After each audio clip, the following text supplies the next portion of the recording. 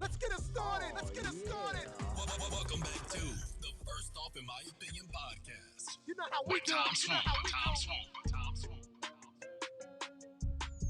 Turn this up. Turn this up. What's up, my good people? What's up, my good people? Tonight, we got a little hot topic tonight. I want to thank everybody for tuning in.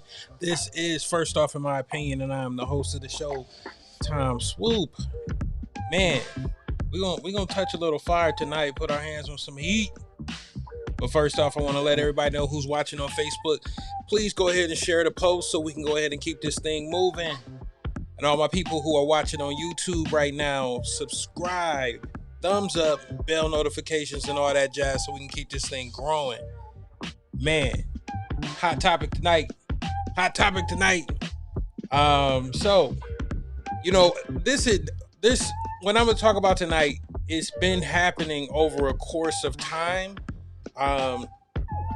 There's been people who have been speaking out about it or have their 2 cents or whatever, but I want to, just bring it to my people and see what you guys think about this.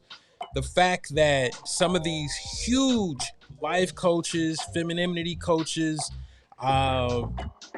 professional matchmakers are refusing to work with black women, like literally shutting down 6-figure operations because they're just like, you know what, I'll just work with men or I'll just work with, another demographic. But they built a whole thing on working with black women, and now it's like they've just reverse field and they're just like, I'm done with it. I've had too much. And so I'm gonna play a couple videos. Well, I'm actually gonna play one video. We're gonna have a little bit of a discussion. I'm gonna put up a post that from April Mason. And some of you guys may have already seen it already. It's a little old, but it's like, I feel like the conversation just keeps coming back, and I feel like we're not making any progress. So it's like, let's create a forum where we can have a little back and forth dialogue. Please leave your comments in the chat. And if you're watching or listening to this later on, just leave a comment. I usually go through that once or twice a week so I can see comments from people who didn't watch live or listen live. So I'm gonna go ahead and get into the video. Once again, all my people, just leave your comments. I'm gonna be able to throw them up on the screen so we can get this thing popping. All right. So I'm gonna go ahead and get into this first one. Hold on one second. And I'm gonna just let it play for a minute. And you may hear me pause it or say something, but I'm gonna go ahead and let it play for a second. But here it is. Hello, this is Rebecca Lynn Pope coming on real quick. You guys know that I have been swamped lately. Come on and just share my viewpoints on why women are many women. I'm not going to say all women, but many women are very, very unrealistic about their standards for men, dating, and marriage. So I'm going to give my opinion on this. And now listen, girls, I'm about to be very raw. I'm about to be very real. I'm about to just shoot it to you as just straight as I can, because I'm hoping that this helps somebody. Because as you girls know, I'm a matchmaker. And for a large part of the end of last year and beginning of this year, I stopped matchmaking.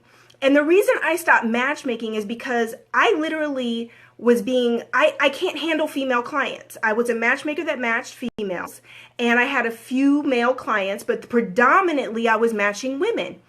And listen, it was such a valuable lesson for me, because what I learned is that the average woman doesn't really want just a good man. She doesn't want a husband. What she's really wanting are these standards or ideas that she has of what a man is supposed to be. But this is nothing what men are. This is not realistic for who men are, how they think, what they value. It's just this preconceived, idea that women have of who men should be.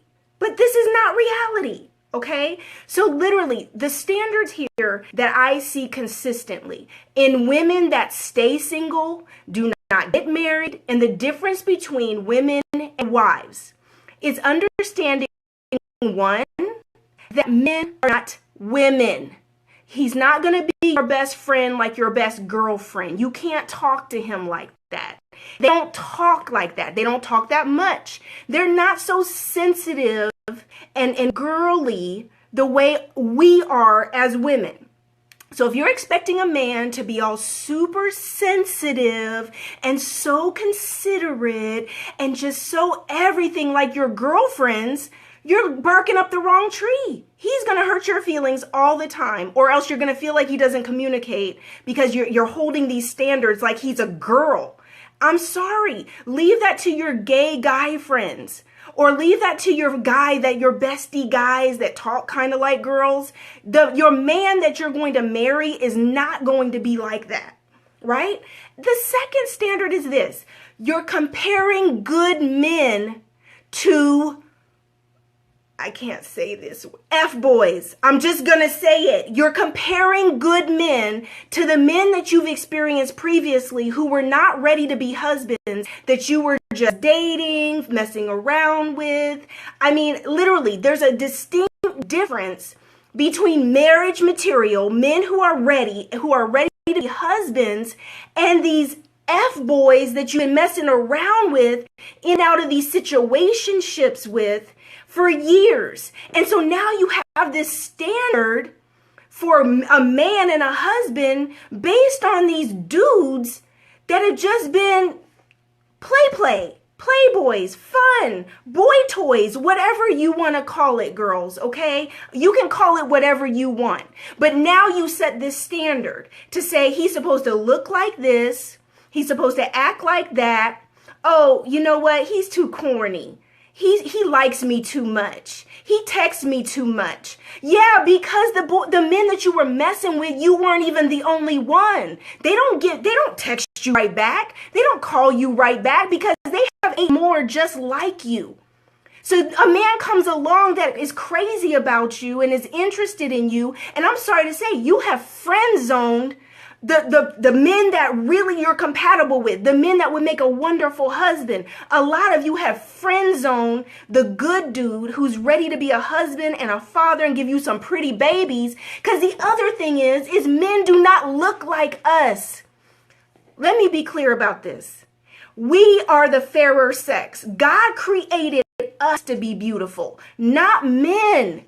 If you get a pretty boy and they super fine and they in the mirror more than you, honey, rest assured, he probably got some habits that go along with that. He needs all the attention from all the women because he likes to feel like he's it. And if he's actually better than you, you got a problem. But the problem is you looking at visuals and thinking that men are supposed to look like us or be just as gorgeous as us. No, that's not how God created this whole scenario.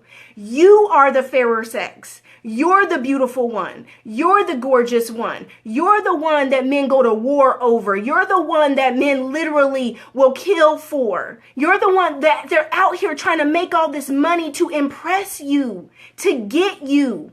Quit looking at men. Is he 6'2"? Is he look like Boris Kodjoe or Idris Elba or Michael Ealy? Do you know the percentages of men? This is what I just would die to say to my matchmaking clients and the people that would come in for consultations because they want to be matched. And they're coming to me. I'm sitting here just being a good woman. So I'm thinking these women just want to be married.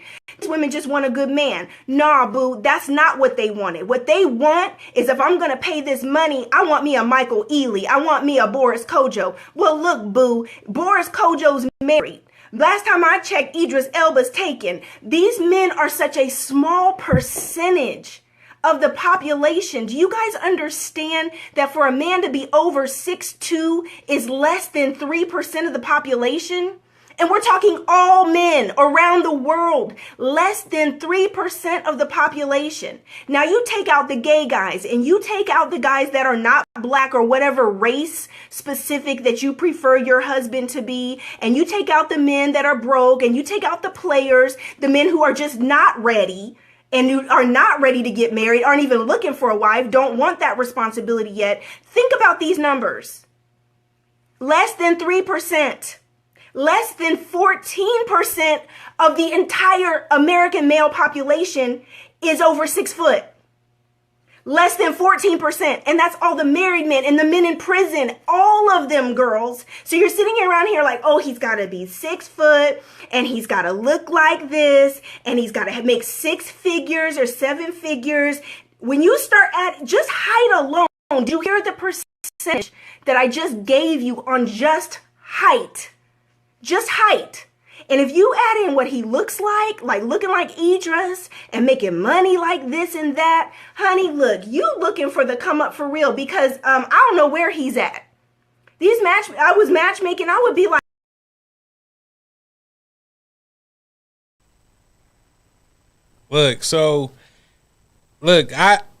I need y'all to chime in. I need y'all to let me know what y'all felt about, what was said. And I've been saying this for years, and I try to fall back from the conversation because I feel like it's one of them conversations you can't win. It's like, women are going to do what women do. Men are going to do what they do, but it's the results. But I think what's starting to happen is generationally, it's affecting us. It's affecting where we're going as a people, as a society, as a culture. It's starting to affect us. And I feel like it's time to start having healthy conversations about this topic. And when I say that, like, what she said, it's true. When you look at it from a mathematical standpoint, just looking at the numbers, your arguments aren't supported.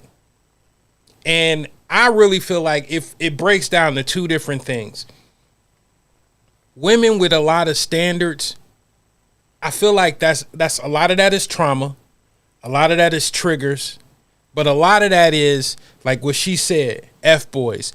Like when you have kids by F-boys, you have dysfunctional relationships by F-boys, guys that you tried to convert into a husband material. that's the problem. And I feel like the toxic residual effects of that leads you to believe like you can have standards, but really you just want that person to fix themselves from your past. You may be actually over it, but it's still some toxic residue that's left over where you're still looking at these guys like literally I can go through video after video after video where women have like multiple kids by, you know, guys who ain't even in the picture. There's so many single women who have guys who are not even in the picture and they're raising these kids by themselves, but they somehow have the perfect idea of what they want when they have no healthy relationship history. Like it's sort of like, I want to buy this car. I know I want a G-Wagon. I just know I want one.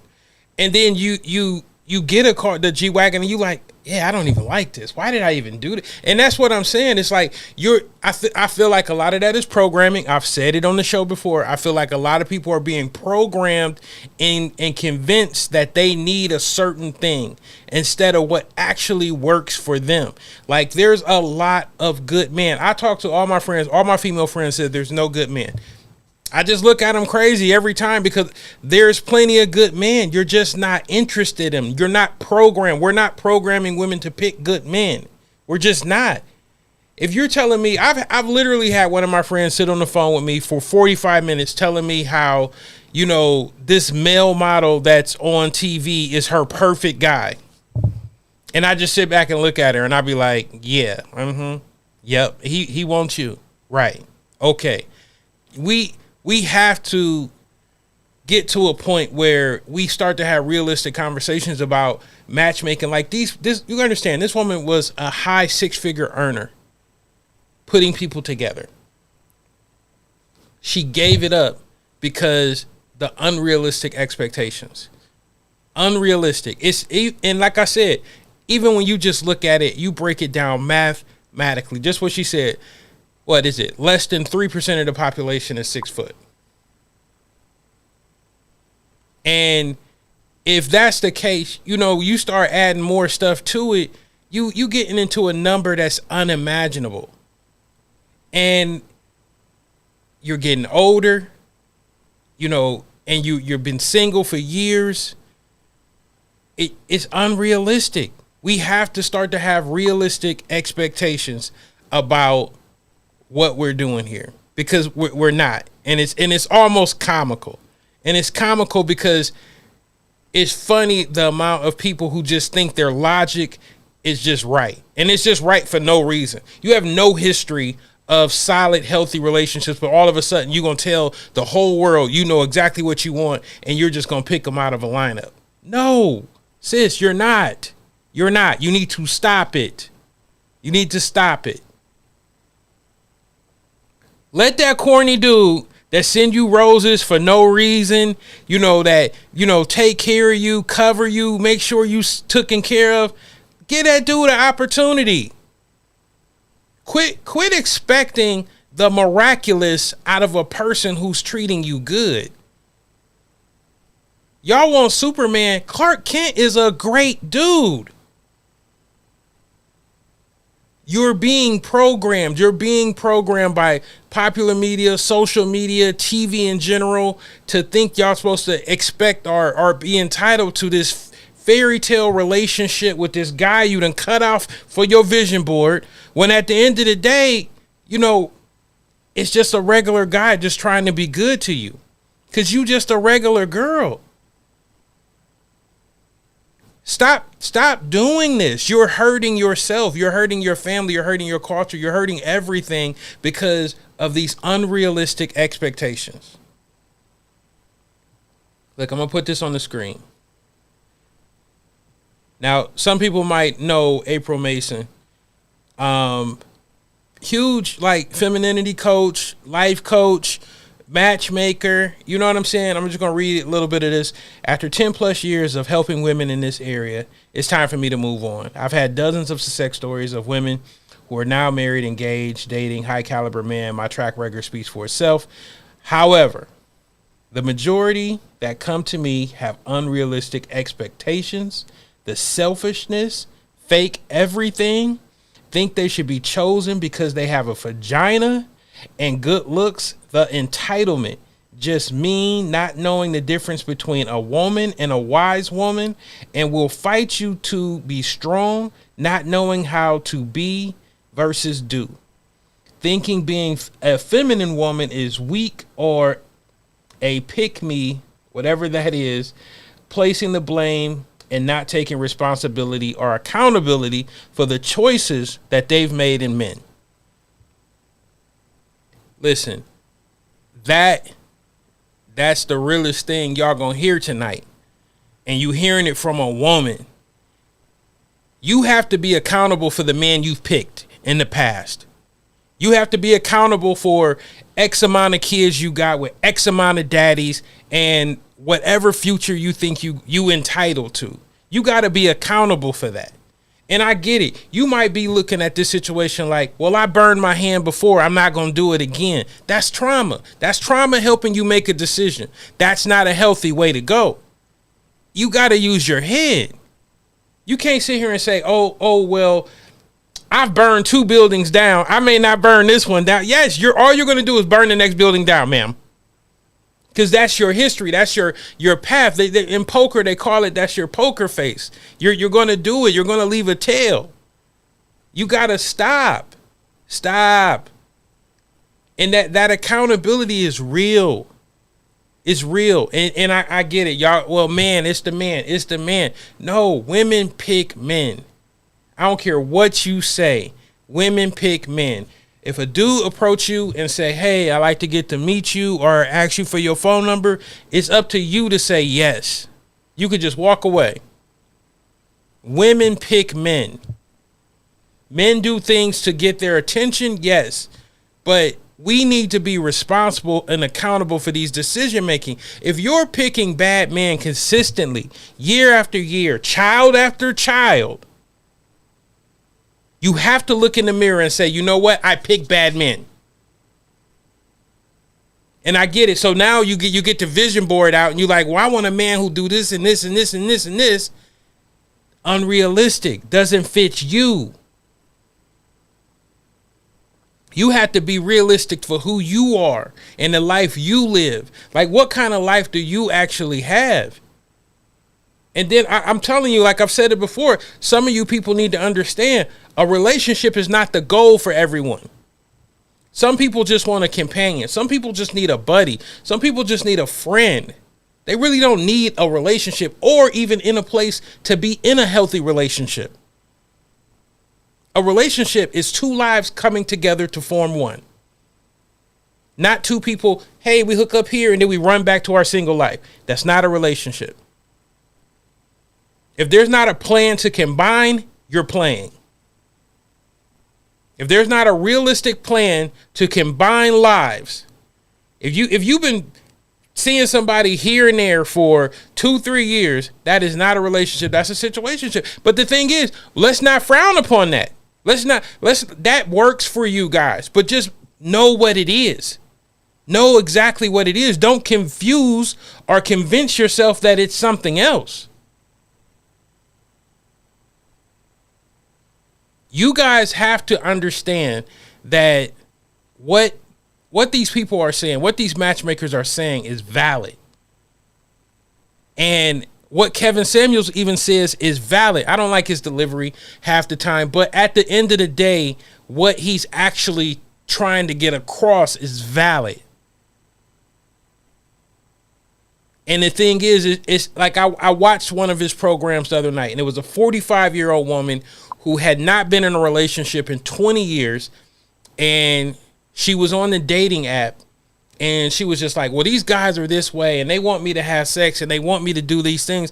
And he said something like, he was like, so you go to church? And she was like, yeah, I go to church. He was like, you need to quit asking that dating app to do what your church should be doing for you. And it was real, because what he was really saying, the delivery, once again, be terrible. But what he was really saying was, you can't go out into the world and ask the world to act like your church. If you out in the world, you got to act like the world. If you really want some results, you need to go to your church. And she was like, well, my church is this and this and that. And my church is it. And he was like, well, do your church have a healthy singles ministry? And she was like, no. And then he was like, you need to go to a new church.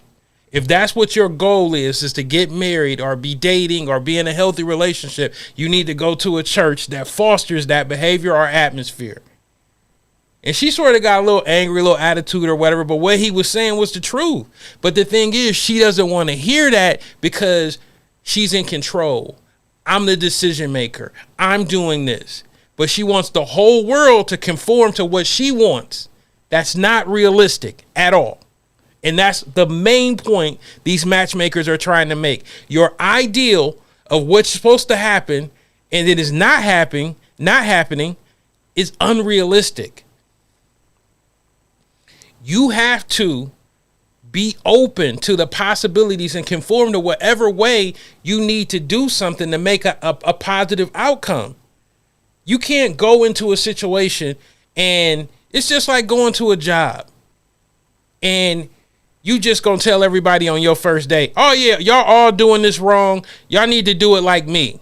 You don't even know what you're doing. You just got here. I got friends who've been single for years,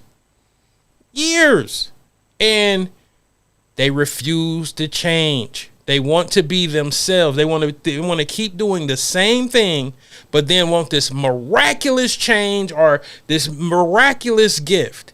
The laziest individuals in the world, to me, because I really feel like if you're dating or not dating, and then you want to put your big toe in the water and then just expect all this effort and energy from everybody else when you just got your toe in the water. Unrealistic. I've said it before on the show. You want the ultimate prize. A significant other, a husband, a wife. You want the ultimate prize. But you want to put forth this much effort? You want to keep being the same person you always been, but you want everybody else to change? That makes no sense at all. At all. You have to change. You have to modify your behavior. You have to change your expectations. You got to change your posture to the whole thing. You can't keep being the same person expecting all this different and miraculous stuff to happen. And this is half the time. This is in every form, fashion of your life. It's employment. It's everything. You know what I'm saying? People just want to do what they want to do and then make up the results. You can't do that. You got these women who making six figures, matchmaking, putting people in healthy relationships, and they like, you know what? I'm done with this. I don't want to do this at all. They just walking away with. I think the one girl left and went and worked at Wendy's. I'm joking, but I'm just saying they walking away from these positions because they're dealing with something that they can't handle. I talk to so many women who don't get it. And then they try to ask me for my opinion because I'm not really one of them people who like gonna force feed you something. If you ask me my opinion, I'll definitely have some dialogue with you.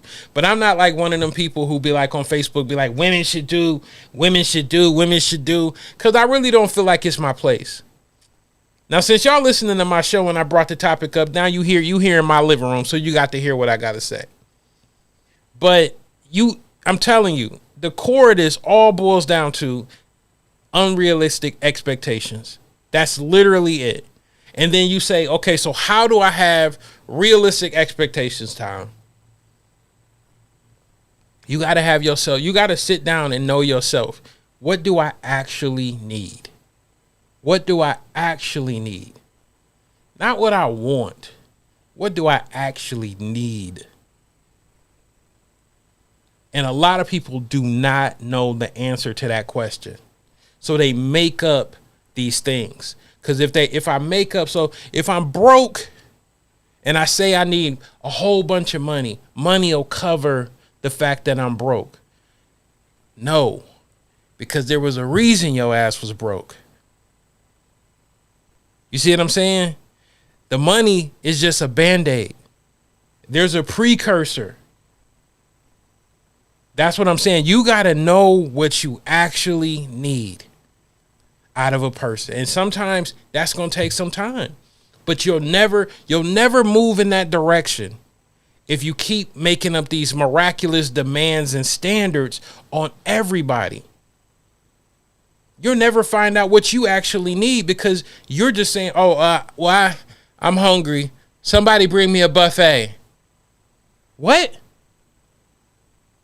You can't even eat a buffet, sis.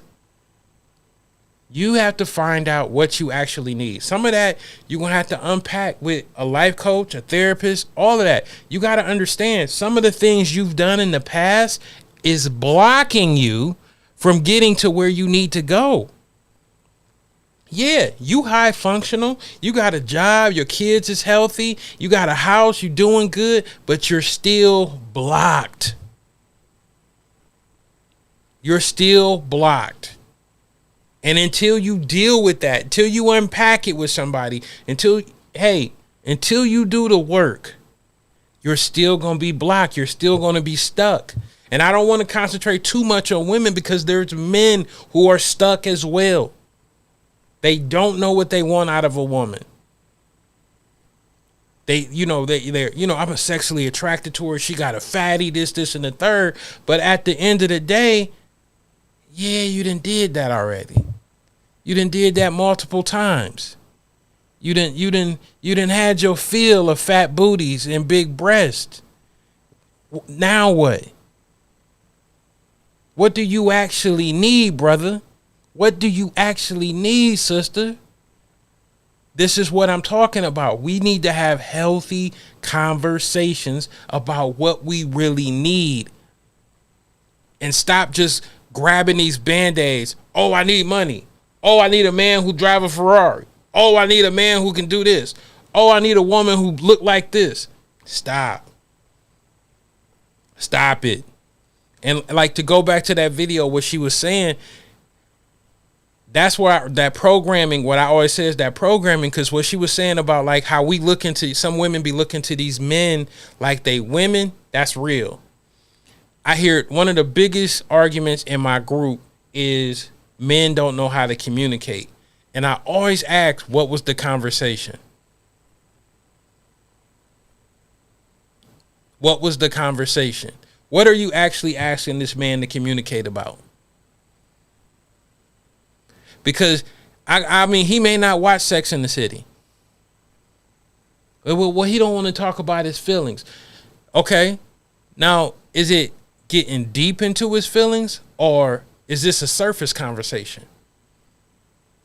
Because sometimes men give you all the answers you need. You just don't want to hear them. You just want to dig deeper. Like sometimes if you ask a man, hey, are you hungry? He'll be like, yeah, I'm hungry. I can eat. What do y'all do? Well, what you want to eat? He like, I can eat anything. That's literally the truth. He's not a woman. Now, a woman, that same situation, I go get anything, it's going to be a problem because she don't want anything. A man, on the other end, he'll really eat anything.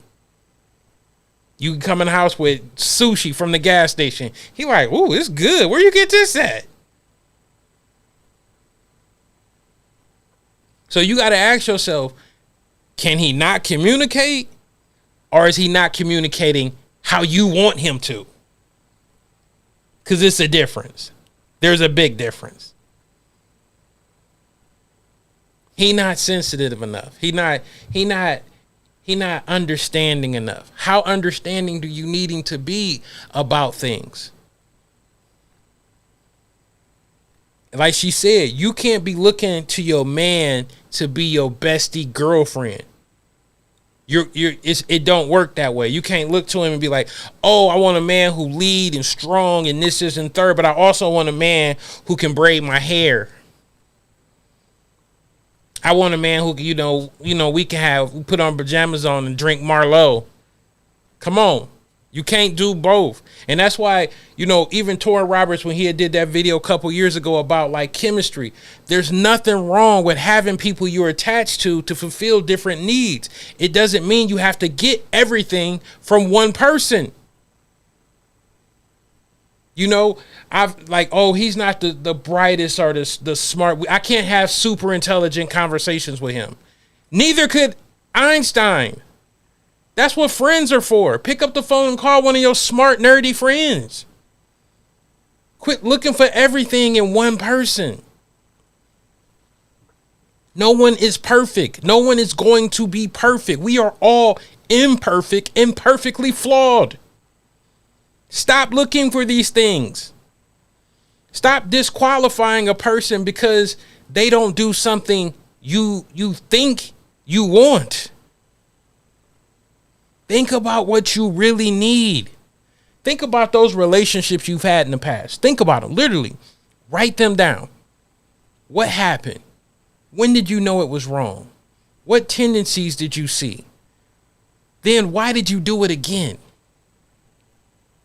Because I hear more and more women say, well, he tricked me, or no, you ain't get tricked the second time. You definitely didn't get tricked the third time. Girl, you like this. Boy, you like this. There's something about that toxic environment that you're absolutely in love with. And until you figure that out, you're not going to be any good to anybody. You are dragging a bag of BS, and you've convinced yourself. You have lied to yourself enough to believe it is roses and gold in that bag. And it is nothing but trauma, triggers, and tears. You got to stop. You have to stop. Look, I done got all into a moment. Look, I just want to say before I log off tonight, listen, unrealistic expectations is setting us back as a people. Because more and more women, these are high quality, high class, beautiful women, are not marrying. They're dying alone. They're raising children alone because their inability to find the right guy.